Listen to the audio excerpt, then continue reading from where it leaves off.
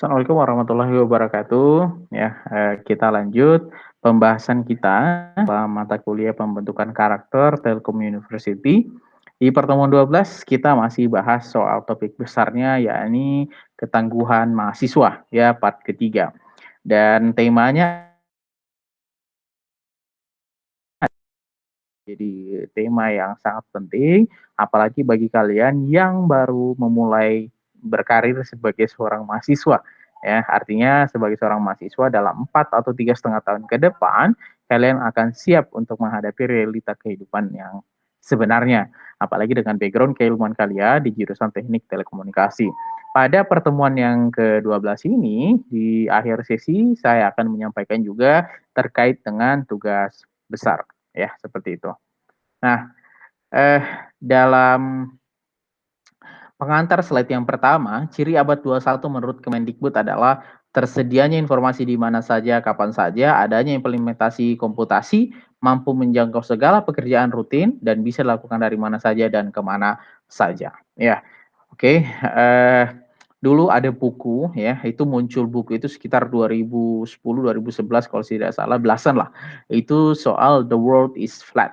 Jadi dia menulis bahwa ada beberapa software, ada beberapa perusahaan software, dia itu berkantor di Amerika dan ada kantornya di India. Dan setiap hari mereka melakukan meeting secara online. Sebelum ada pandemi begitu. Nah, sekarang kita dihadapkan pada pandemi, justru situasi-situasi tersebut itu menjadi semakin nyata. Termasuk misalkan dengan kita belajar hari ini, belajarnya kan online begitu. Dulu kita selalu menganggap bahwa semua hal itu harus diselesaikan dengan offline. Tapi ya adanya pandemi dan kemajuan teknologi justru membuat kita sadar nih, membuat kita memahami bahwa ternyata memang zaman itu sudah berubah dan kita dituntut untuk beradaptasi dengan cepat begitu. Pasca pandemi terjadi ini ya, ada beberapa perusahaan-perusahaan di luar negeri bahkan sudah memberikan keputusan bahwa WFH working from home itu boleh selamanya. Bayangkan coba ya. Nah, jadi ini mengajarkan kita bahwa ya memang memang ya sekarang dengan adanya kecanggihan teknologi informasi, hal itu bisa dilakukan begitu.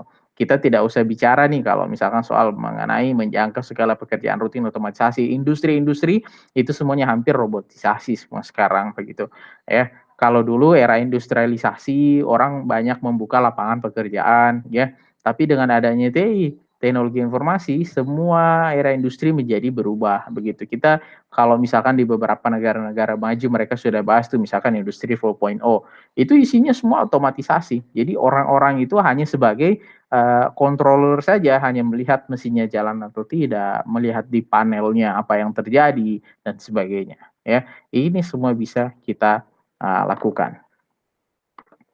Nah, eh, kemudian UNESCO itu dia membuat suatu pilar, namanya pilar pendidikan UNESCO. Dia merumuskan soal bagaimana pendidikan di era 21 gitu, abad 21 ya, 21 century readiness. Yang pertama adalah learning to how, belajar untuk mengetahui. Yang kedua adalah learning to do, belajar untuk melakukan ya. Kemudian learning to be, belajar untuk mengaktualisasikan diri sebagai individu yang bermandiri dan berkepribadian. Learning to live together, belajar untuk hidup bersama. Nah, kadang-kadang ya, kalau kita bicaranya pendidikan, terutama pendidikan yang tradisional, kita itu kadang-kadang tidak pernah diajarkan tentang how-nya. How itu soal alasannya begitu ya, atau belajar untuk mengetahui itu kita jarang ya, kita jarang diajarkan. Makanya ini menjadi penting begitu ya. Nah, keempat pilar-pilar inilah yang sekiranya ingin diimplementasikan nih dalam dunia pendidikan hari ini. Jadi semua institusi pendidikan itu direkomendasikan itu fokus kepada 4 pilar pendidikan ini atau menyesuaikan dengan 4 pilar pendidikan ini. Nah, di sini dikatakan bahwa kompetisi partnership 21 century learning yaitu suatu framework pembelajaran abad 21 menuntut mahasiswa nih, apa tuntutannya? Memiliki keterampilan, memiliki pengetahuan, memiliki kemampuan di bidang teknologi, media dan informasi, keterampilan pembelajaran, inovasi keterampilan hidup. Dan ini nggak ada dannya ya, hidup. Nah, dan keterampilan hidup maksudnya seperti itu. Nah, rekan-rekan sekalian ya, Eh, kenapa memiliki keterampilan ini menjadi hal yang penting masa kini, ya? Karena orang sekarang ya memang fokusnya pada keterampilan ya. Misalkan nih kita kalau mau jujur ya dengan background kita sebagai seorang engineer telekomunikasi atau member dari fakultas elektro ya, telekomunikasi misalkan. Kita belajar coding. Kalau misalkan kita mendaftar di startup, mendaftar di Google, mendaftar di Facebook, they don't care ya, mereka itu tidak peduli dengan titel kita. Mereka tidak peduli kita kuliah di mana. Mereka tidak peduli dengan ijazah kita. Bukan berarti ya sudahlah habis ini saya mau DO saja, fokus ke apa namanya keterampilan. Bukan, bukan itu pesan yang ingin disampaikan. Pesannya adalah memiliki keterampilan itu penting sekali ya. Seperti itu. Karena itu tadi, orang itu melihat skill kita itu apa, ya, pengetahuan kita itu apa, begitu. Di beberapa negara maju, ya, di beberapa negara maju, misalkan ya India, maaf, ya di beberapa mungkin sekolah di India atau di Singapura, coding itu mulai belajar dari mana? Coding itu mulai belajar ada yang belajar dari SMP, ada yang belajar dari SMA. Codingnya itu bukan sekedar hanya untuk belajar bahasa pemrograman, tapi untuk mengasah kecerdasan logika berpikir mereka. Di trainingnya via apa? Via coding, ya seperti itu. Jadi, itu menjadi sangat penting nih hari ini, ya. Kemudian kalau ada yang pernah nonton video interviewnya dengan Elon Musk ya, Elon Musk yang punya Tesla, yang punya apa, SpaceX, itu dia mengatakan bahwa ya untuk masuk ke sana itu ndak perlu ijazah itu, ndak perlu ijazah. Bahkan dia dengan anak-anaknya, semua anak-anaknya itu ya homeschooling homeschooling. Bahkan mereka bikin sekolah sendiri karena mereka menganggap bahwa sekolah konvensional itu, dalam tanda kutip tidak lebih berguna gitu. Ya, tapi itu kembali ke persepsi masing-masing ya, bagaimana kemampuan masing-masing. Tapi prinsipnya ya tadi di sini bahwa penting ini untuk memiliki keterampilan pengetahuan, terutama di bidang teknologi. Nah, kira-kira nih dengan era digital seperti ini, apa saja sih bidang-bidang atau kompetensi pembelajaran yang perlu kita ketahui? Yang pertama adalah cyber, oke? Cyber learning ya, bukan cyber security. Kalau kita bicarain cyber kan kita bicara dunia internet ya, tapi dalam konteks ini cyber learning artinya penggunaan pembelajaran, media pembelajaran melalui, online gitu, atau dunia cyber atau dunia internet. Kemudian open and distance learning, pembelajaran dapat dilakukan dengan model pembelajaran jarak jauh, tidak terbatas, dilakukan dalam penguatan teknologi informasi dan komunikasi. Ya seperti yang kita lakukan hari ini, begitu saya di rumah, masing-masing rekan-rekan yang ada di sini juga di rumah masing-masing. Nah, di rumahnya masing-masing pun, apa namanya, eee eee, di rumah masing-masing pun, dinonton di gadget tempatnya sendiri-sendiri, kan begitu ya. Nah, bahkan hari-hari ini, semenjak dibukanya pembelajaran, online begitu, kita bisa belajar tuh dari mana saja, ke siapa saja, mau belajar ke MIT, mau belajar ke Harvard, hampir semua perkuliahan mereka, itu mereka sudah posting online. Jadi kalau mau belajar langsung kalkulus nih dari Harvard bisa, atau dari MIT bisa, dari Oxford bisa, ya. Karena ada banyak platform pembelajaran online, ya.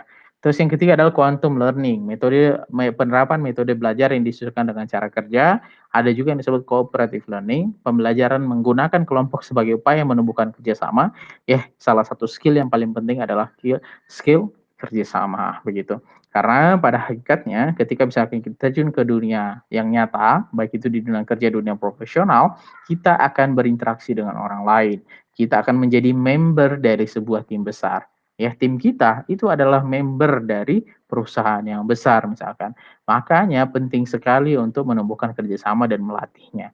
Nah, ini juga skill sebenarnya, ya. Makanya kenapa sih di universitas-universitas itu disediakan UKM, disediakan laboratorium, disediakan komunitas. Tujuannya apa? Melatih skill kerjasama, ya. Tentu kerjasama dalam hal yang positif.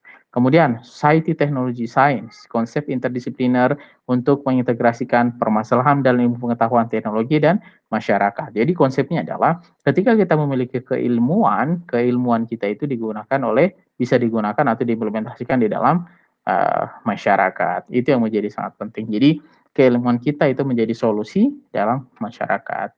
Kemudian accelerated learning, pembelajaran dalam menyerap informasi cepat sehingga dapat meningkatkan kemampuan belajar secara lebih efektif. Saya tidak bisa memungkiri ya, misalkan kita belajar pemrograman di kampus, itu butuh 1 semester. Kalau kita bicara hitungan bulan, itu mungkin membutuhkan sekitar 3 bulan. Kalau kita belajar dari luar, bisa jadi itu kita bisa selesaikan hanya dalam 1 bulan. Artinya apa? Dengan resources yang ada, kita bisa mengakselerasi pembelajaran kita. Kalau misalkan kita menuntut metode konvensional yang ada di kelas kita, maka kita akan kehabisan waktu atau waktu kita itu menjadi sebenarnya tidak efektif begitu.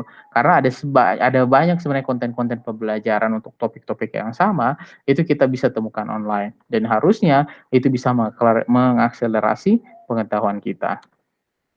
Nah, rekan-rekan sekalian, bagaimana kita bisa menyiapkan tantangan tersebut? Pertama, mengasah kemampuan dalam kerjasama kelompok, melakukan kolaborasi dan kepemimpinan, beradaptasi dalam berbagai peran tanggung jawab secara produktif dengan yang lain, empati pada tempatnya, dan menghormati perspektif yang berbeda. Nah, kita kalau sudah sampai di situ, itulah karakter yang diinginkan oleh seorang satu universitas Telkom University ya kepada orang-orangnya, itu dosen, mahasiswa. Ya, kita mampu untuk bekerja sama, berkolaborasi, masing-masing punya peran sesuai dengan tanggung jawabnya sendiri, ya. Jadi harmoni, ya, itu pesannya. Nah, yang kedua, dengan karakter integrity. Apa itu karakter integrity? Kita punya kesadaran dan tanggung jawab nih sebagai seorang mahasiswa yang aktif, mampu mengendalikan diri, meningkatkan pemahaman, pengelolaan dan menciptakan komunikasi efektif dan objektif secara lisan, tulisan maupun multimedia. Ya, semua platform kita bisa dapat hari ini. Dan yang terakhir adalah excellence ya. Kalau kita bicara excellence, penalaran yang masuk akal, membuat pilihan yang rumit, interkoneksi antar sistem, ya, menyelesaikan permasalahan dihadapi dengan mandiri, mendorong motivasi penyusunan, mengungkapkan, menganalisa, dan menyelesaikan masalah dengan mengembangkan dan menyampaikan gagasan baru yang inovatif. Oke, begitu mungkin materi yang bisa saya sampaikan terkait dengan membangun ketangguhan mahasiswa. Tema yang ketiga adalah bagaimana menyiapkan kompetensi. Ya, semoga kita bisa termasuk nih orang yang bisa menyiapkan kompetensi setidaknya dengan bekal unggul nih, kompetisi unggul melalui karakter, harmoni, excellence, dan integrity yang dibawa oleh atau yang digagas oleh Telkom University. Oke, sekian ya untuk materinya. Adapun untuk tugas besarnya,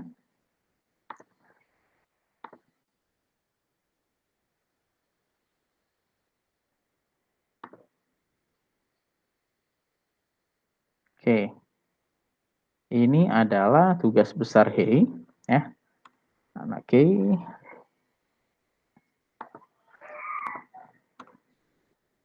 apa tugas besarnya? Ya, pertama bahwa tugas besar ini adalah pengganti OAS, ya. Kemudian tugas ini dikerjakan secara per kelompok, oke. Kemudian apa tugasnya adalah buatlah video dengan durasi 5 menit. Temanya ya implementasi perilaku He dalam kehidupan sehari-hari kalian. Dapat dibuat semenarik mungkin, bebas dengan kreativitas masing-masing. Yang penting nih, tidak mengandung sara melanggar hukum, menjaga protokol kesehatan nih ketika melakukan pembuatan atau dokumentasi. Kemudian di dalamnya implementasi perilaku mahasiswa TELU nih, ada harmonis, excellence, integrity. Topiknya dari topik mana saja di dalam perkuliahan ini bebas. Mau ngambil dari sudut pandang yang mana bebas begitu. Yang penting pesannya itu bisa tersampaikan. Oke. Kemudian membuat konten menarik, bisa ditambahkan foto atau video, ya. Yang penting implementasi perilaku He, diunggah di YouTube, kemudian videonya nanti dikumpul ya di LMS. Oh ini salah nih ya, ini salah, ini belum saya edit.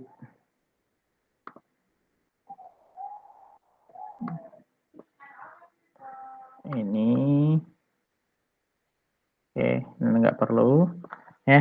Detailnya yang ini nih, ya. Di tanggalnya yang betul ini ya, 10 Januari 2021 nih, maaf. Ya, 2021. Nanti saya sediakan linknya untuk submit di LMS ya.